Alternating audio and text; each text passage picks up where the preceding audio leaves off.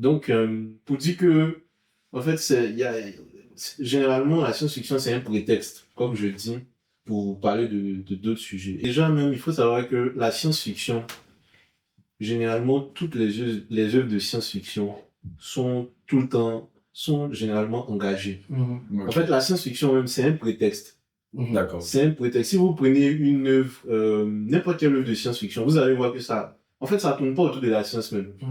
La science, c'est un prétexte, mais les gars ont toujours un sujet qui les tient à cœur, qu'ils essaient de faire passer dans l'œuvre. Et ils recouvrent un peu ça de science et de science-fiction.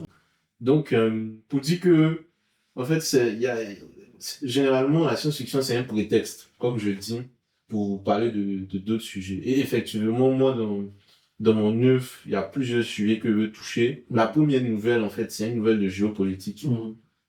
La deuxième nouvelle, Le Dôme d'Abidjan, c'est plus une nouvelle de politique locale un peu.